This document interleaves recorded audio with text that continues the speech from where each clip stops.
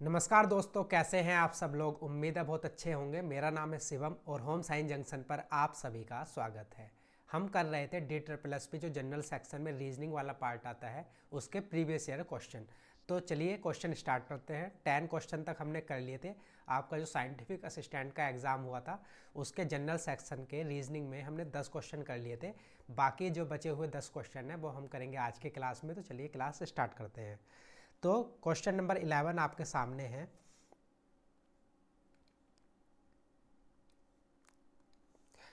Select the option in which the given figure is embedded, rotation is not allowed. उस आकृति का विकल्प का चयन करें जिसमें दी गई आकृति अंतर्निहित है, घूर्णन की अनुमति नहीं है। मतलब इस आकृति को घुमाना नहीं है, जैसे है ऐसे ही किसी न किसी चार विकल्प में से ये अंतर्निहित होगी, हमें वो पहचानना है। तो देखते हैं भाई, ये आकृति है आपकी, यहाँ पर देखते हैं कहीं पर फिट होती है क्या ये वाली। तो इसमें तो कहीं लग नहीं रहा। अब इस वाले में चेक करते हैं। तो ये ऐसे गई नहीं, यहाँ पर भी फिट नहीं होगी। सेकंड वाली में भी, थर्ड वाले में देखते हैं। हाँ, थर्ड वाले ऑप्शन में ये जो है फिट हो रही है। देखिए यहाँ पर देखिए, ये एक सेकेंड, ये उसके बाद फिर ये फिर ये और फिर ये। तो थर्ड वाले ऑप्शन में ये फिट हो रही है, तो थर्ड वाला ऑप्शन हो जाएगा आपका करेक्ट ऑप्शन। चलिए अगला क्वेश्चन देख लेते हैं। Question number 12। तो क्वेश्चन नंबर 12 आपके सामने है। ये श्लोक का क्वेश्चन है। कुछ कारें हवाई जहाज हैं, कथन दिया गया है। सभी हवाई जहाज रिक्शा हैं, सभी रिक्शा हेलीकॉप्टर हैं। निष्कर्ष है कुछ हेलीकॉप्टर हवाई जहाज हैं, कुछ रिक्शा हवाई जहाज हैं और सभी हवाई जहाज हेलीकॉप्टर हैं। तो चलिए सबसे पहले तो डायग्राम बना लेते हैं हम अपना। कुछ कारें हवाई जहाज हैं, तो ये हो गई आपकी कारें। ये कुछ कारें क्या है भाई, हवाई जहाज, हवाई जहाज हो गई। उसके बाद सभी हवाई जहाज क्या है भाई, रिक्शा हैं। तो ये सारे के सारे जो हवाई जहाज हैं ये क्या है, रिक्शा। उसके बाद सभी की सभी रिक्शा क्या है, हेलीकॉप्टर है। ये सारी की सारी जो रिक्शाएं हैं ये क्या है भाई, हेलीकॉप्टर है ना। अब अपना क्वेश्चन देख लेते हैं। निष्कर्ष दिए गए हैं कुछ हेलीकॉप्टर हवाई जहाज हैं, कुछ जो हेलीकॉप्टर हैं वो हवाई जहाज हैं। तो ये है हेलीकॉप्टर और वो है हवाई जहाज। तो सही बात है भाई, ये वाले जो हेलीकॉप्टर हैं ये क्या है, हवाई जहाज है। तो फर्स्ट ऑप्शन आपका हो जाएगा करेक्ट ऑप्शन। अब निष्कर्ष नंबर 2 देखते हैं। कुछ रिक्शा हवाई जहाज हैं, कुछ जो रिक्शा हैं वो हवाई जहाज है। सही बात है, ये वाली जो रिक्शाएँ हैं ये हवाई जहाज है ना। ये वाली जो रिक्शाएँ हैं ये हवाई जहाज भी हैं। तो सेकंड ऑप्शन भी आपका करेक्ट है। अब थर्ड वाला देखते हैं निष्कर्ष। सभी हवाई जहाज हेलीकॉप्टर हैं, तो ये हवाई जहाज है और ये है हेलीकॉप्टर। तो ये सही बात है भाई, सारे के सारे हवाई जहाज जो हैं वो हेलीकॉप्टर है। तो थर्ड वाला भी सही है। तो तीनों के तीनों निष्कर्ष हमारे सही हैं। ऑप्शन देख लेते हैं। सभी निष्कर्ष फर्स्ट, सेकंड और थर्ड अनुसरण करते हैं, बिल्कुल सही बात है। तो फर्स्ट ऑप्शन हो जाएगा आपका करेक्ट ऑप्शन। आगे देखते हैं क्वेश्चन नंबर 13। तो क्वेश्चन नंबर 13 है भाई, निम्नलिखित समीकरण में प्रश्नवाचक चिन्ह के स्थान पर क्या आएगा यदि प्लस और माइनस को परस्पर बदल दिया जाए तथा गुणा और भाग को परस्पर बदल दिया जाए। मतलब प्लस और माइनस को तो आपस में इंटरचेंज कर देंगे और गुणा और भाग को आपस में इंटरचेंज कर देंगे। तब हमें बताना है कि क्वेश्चन मार्क के स्थान पर क्या आएगा। तो सबसे पहले तो जो साइन है अपने उन्हें इंटरचेंज कर लेते हैं। यहाँ पर ये है आपका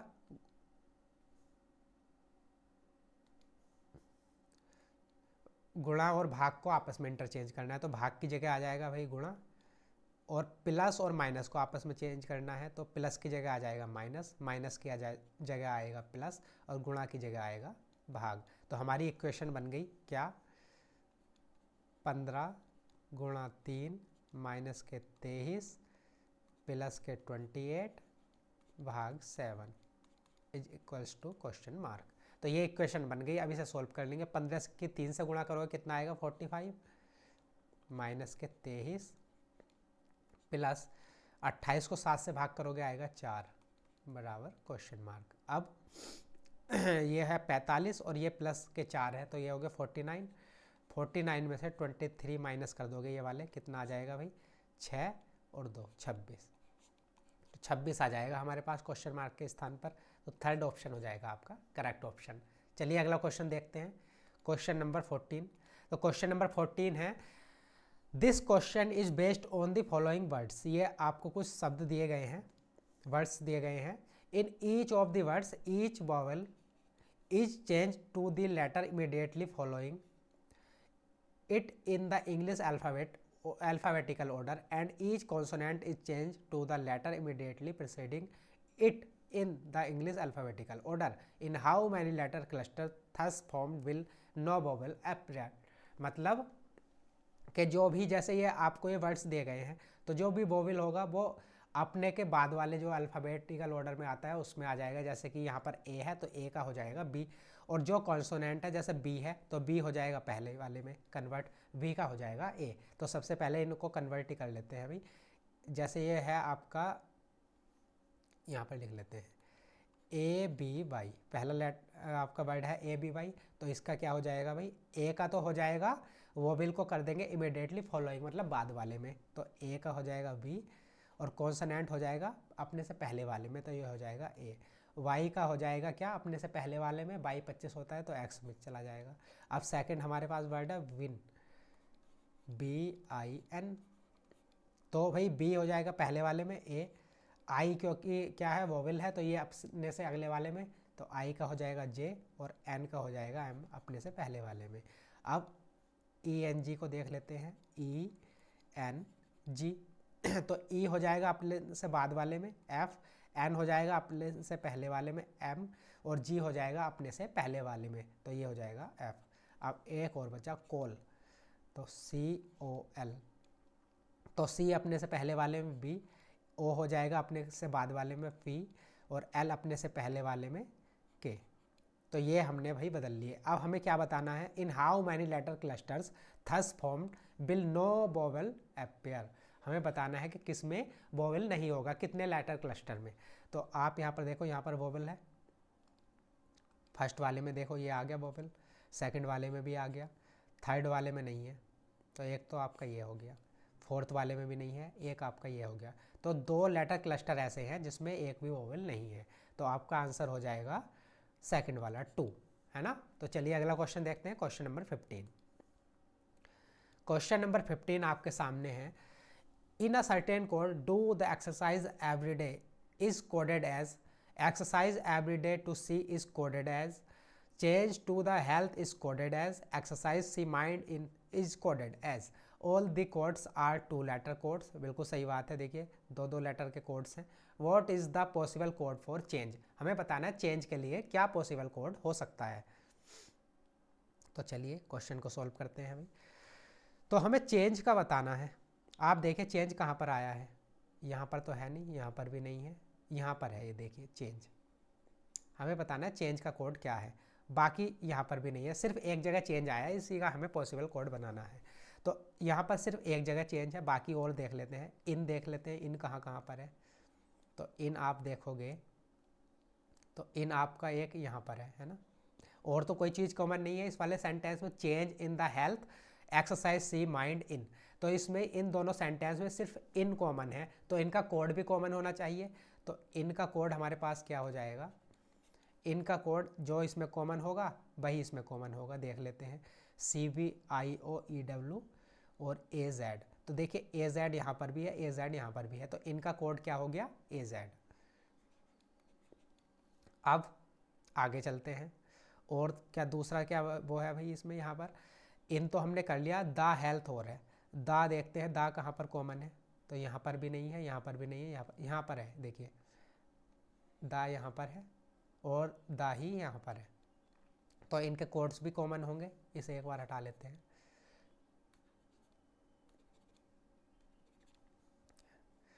तो द यहाँ पर है, द यहाँ पर है, तो इनमें कोड भी कॉमन होंगे, क्योंकि और तो कोई वर्ड यहाँ पर कॉमन है नहीं, सिर्फ द ही कॉमन है, तो इनके कोड्स भी कॉमन होंगे।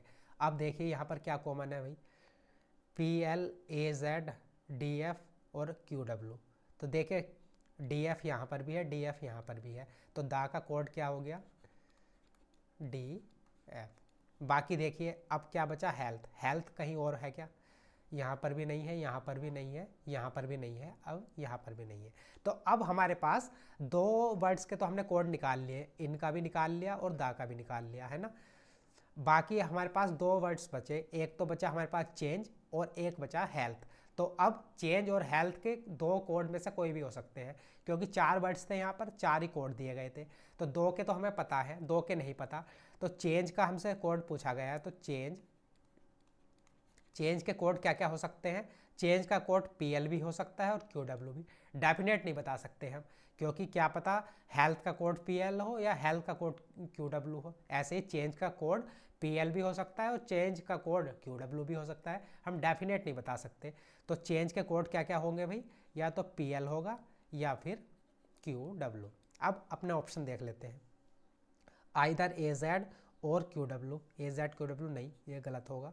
आइदर DF और AZ, DF और AZ ये भी गलत होगा। थर्ड वाला देखते हैं, आइदर QW और PL। तो देखिए PL और QW है, यहाँ पर भी PL और QW है, थर्ड वाला ऑप्शन आपका करेक्ट हो जाएगा। समझ में आ गया होगा। चलिए अगला क्वेश्चन देख लेते हैं, क्वेश्चन नंबर 16। तो ये आपका सेटिंग अरेंजमेंट का क्वेश्चन है। 8 व्यक्ति 2 समांतर पंक्तियों में इस प्रकार बैठे हैं कि प्रत्येक पंक्ति में 4 व्यक्ति बैठे हैं। आसन व्यक्तियों के बीच समान दूरी है। पंक्ति 1 में C, T, N और H बैठे हैं और उन सभी का मुख दक्षिण की ओर है।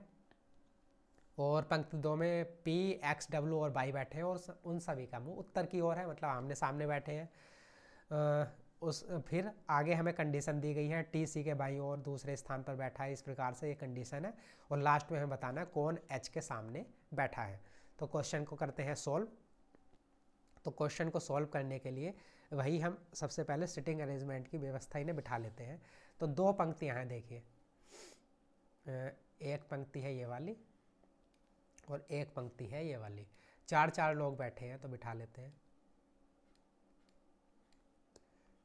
और आमने सामने बैठे हैं। जो पंक्ति 1 है उन सभी का मुख किधर है भाई, दक्षिण की ओर है।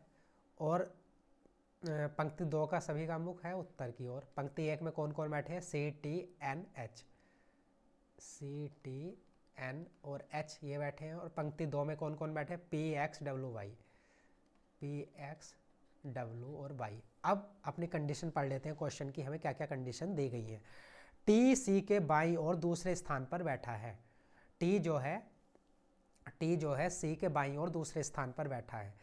तो भाई T यहाँ पर भी हो सकता है और यहाँ पर भी हो सकता है, हमें अभी कुछ पता तो है नहीं। चलिए आगे बढ़ जाते हैं। जिसका मुख W के सामने है, तो T C के बाईं और दूसरे स्थान पर बैठा है जिसका मुख W के ओर है, मतलब C का मुख किधर है, C का मुख है W के सामने। तो ये तो बात हमें कंफर्म हो गई। अब आगे बढ़ जाते हैं। X P के दाईं और तीसरे स्थान पर बैठा है। तो अब इस वाली पंक्ति की बात हो रही है। X जो है P के दाईं और तीसरे स्थान पर बैठा है, तो P यहाँ पर होगा तभी तो X यहाँ पर होगा। दाईं और तीसरा 1 2 3 है ना। तो X P के दाईं और तीसरे स्थान पर बैठा है, ये भाई हमारा फिक्स हो गया। उसके बाद H T के ठीक बगल में नहीं बैठा है। अब यहाँ पर दिया गया है भाई H जो है T के ठीक बगल में नहीं बैठा है, मतलब आसपास नहीं बैठे हैं, अलग अलग बैठे हैं। अब यहाँ पर चलते हैं, T C के बाईं ओर दूसरे स्थान पर बैठा है। तो भाई T जो है C के बाईं ओर दूसरे स्थान पर बैठा है, तो अगर हम T को यहाँ बैठा ले तो C को हमें यहाँ पर बिठाना पड़ेगा। लेकिन C के सामने कौन है, W, तो C को हम यहाँ बिठा नहीं सकते। तो C की पोजीशन कहाँ पर फिक्स होगी, यहाँ पर, क्योंकि T C के बाईं ओर दूसरे है तो T हो जाएगा यहाँ पर। समझ में आ गया होगा। तो इसलिए इन दोनों की हमारी पोजीशन हो गई फिक्स। T C के बाईं ओर दूसरे हो गया, देखिए 1 2, और C के सामने कौन है, W, तो W की पोजीशन भी फिक्स है। और क्या बोला गया, H T के ठीक बगल में नहीं बैठा है। H जो है T के ठीक बगल में नहीं बैठा, तो H यहाँ पर बैठा होगा कहीं पर। बाकी कौन कौन बचे यहाँ पर, C H T हो गया, C H T हो गया, तो N यहाँ पर होगा बचा हुआ। ऐसे ही P W X हो गया यहाँ पर, P W X तो Y होगा यहाँ पर। अब हमारा डायग्राम हो गया है कंप्लीट। अब हमें क्या बताना है, निम्नलिखित में से कौन H के सामने है। H के सामने कौन है भाई, H के सामने P है, तो इसलिए आपका थर्ड वाला ऑप्शन हो जाएगा करेक्ट ऑप्शन। समझ में आ गया होगा। चलिए आगे क्वेश्चन देखते हैं, क्वेश्चन नंबर 17। तो क्वेश्चन नंबर 17 है,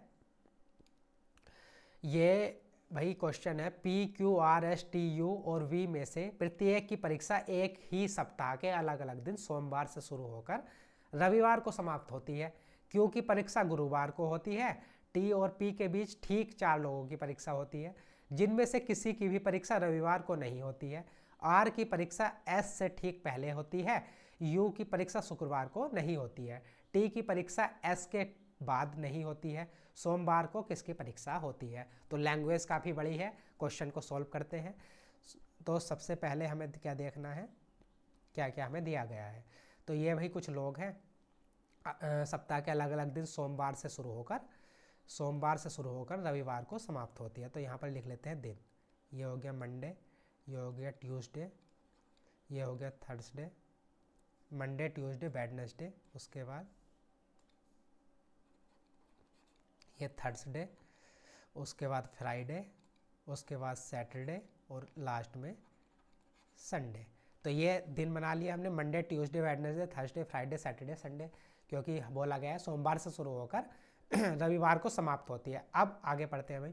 क्यू की परीक्षा गुरुवार को होती है। तो क्यू की जो एग्ज़ाम है वो तो फिक्स हो गया, कब होता है? बृहस्पतिवार को।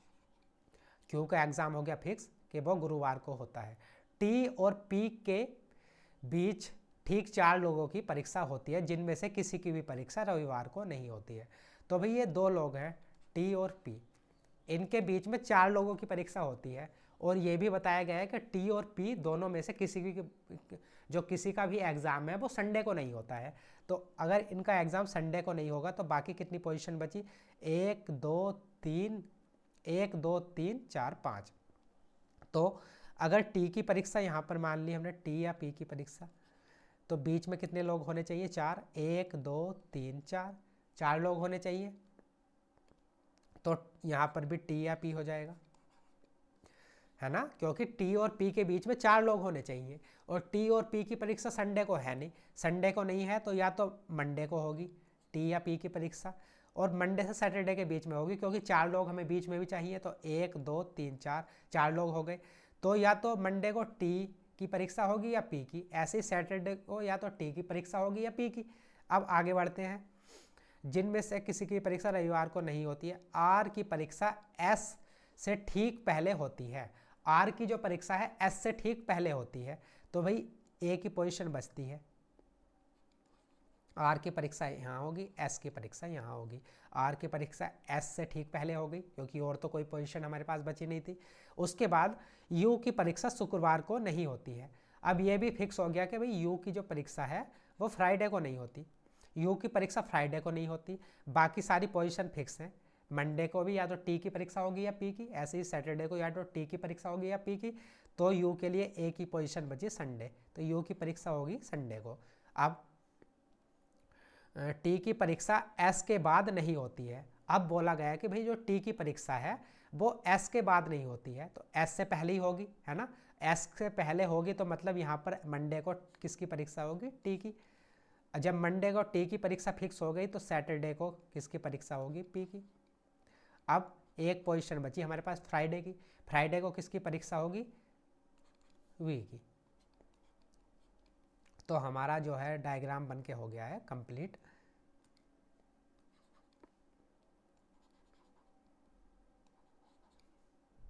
डायग्राम हमारा कंप्लीट है कि भाई मंडे को टी की परीक्षा होगी, ट्यूसडे को आर की, वेडनेसडे को एस की, थर्सडे को वेडनेसडे को एस की, थर्सडे को क्यू की, फ्राइडे को वी की, सैटरडे को पी की और संडे को यू की। अब हमसे क्वेश्चन में क्या पूछा गया है? सोमवार को किसकी परीक्षा होती है? तो मंडे को किसकी परीक्षा होती है? टी की।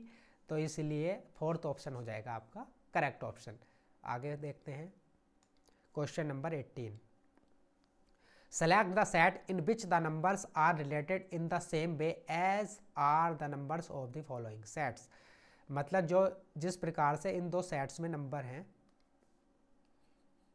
ऐसे ही किसी एक जो 4 ऑप्शन है उनमें से होंगे, वही हमें छांटना है। तो सबसे पहले देखते हैं यहाँ पर लॉजिक क्या लग रहा है भाई, मतलब किस प्रकार से एक जैसे हैं ये सेट।